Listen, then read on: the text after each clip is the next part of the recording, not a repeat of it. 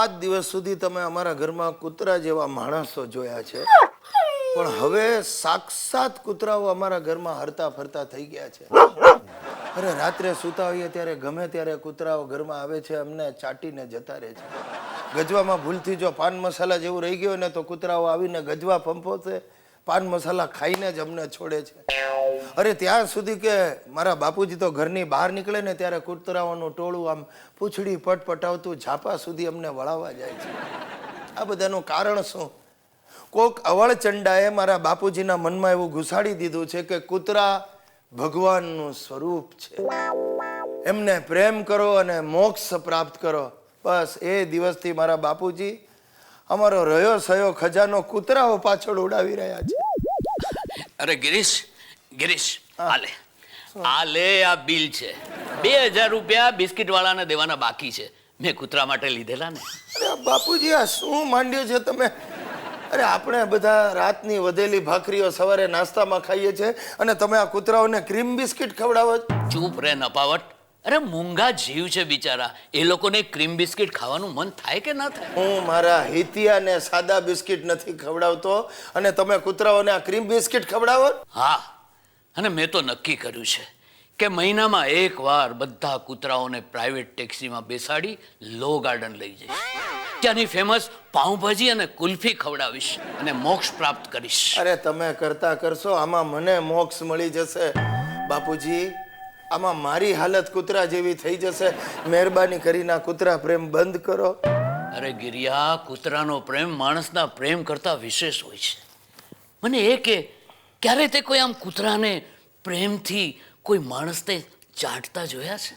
બાપુજી, તમારી ઈચ્છા હશે ને તો હું તમને સવાર સાંજ પ્રેમથી ચાટીશ, પણ તમે મને આ રોજે રોજ ખોટા ખર્ચાની નહીં ચોંટાડો. ના ના ગિરિયા, હવે આ કૂતરા પ્રત્યેનો મારો પ્રેમ ઓછો નહીં થાય. હવે તો એ રોજ રોજ વધ્યા કરશે.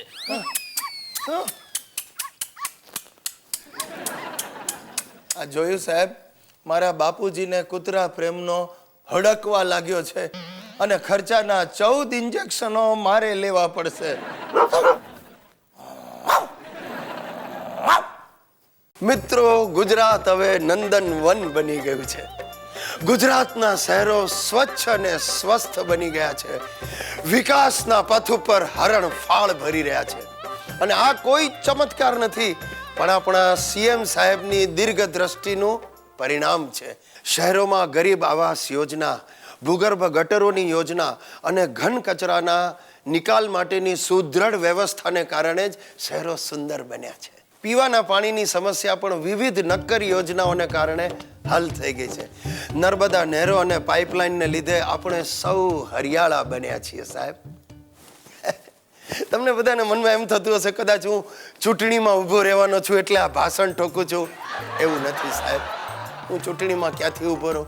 મારા પોતાના પગ પર ઊભા રહેવાની પણ મારામાં આજે તાકાત નથી. પગ સૂજીને દડા જેવો થઈ ગયો છે.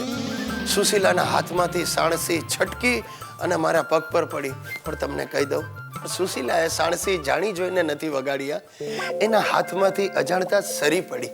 સુશીલા હવે ગુસ્સે નથી થતી, કારણ કે એ નિરાધાર મહિલાઓને સહાય અને આત્મનિર્ભર બનાવવાની સરકારની યોજનાઓમાં જોડાઈ ગઈ છે.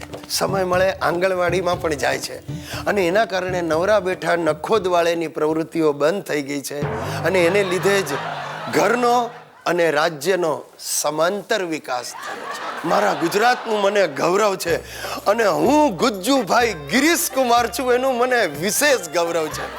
તમને બધાને પણ મારે માટે માન છે, લાગણી છે, કારણ કે હું ગુજ્જુભાઈ છું. દુનિયા આખીમાં મારો વટ છે કારણ કે મારા મુખ્યમંત્રીનો વટ છે. ગુજરાતનું ગૌરવ વધાર્યું છે નરેન્દ્રભાઈએ. અરે નામ એવા ગુણ સાબિત કર્યા છે આ નરબંકાએ. હવે તો આખી દુનિયા ગર્વથી કહેશે, આપને અગર ગુજરાત નહીં દેખા તો કુછ નહીં દેખા.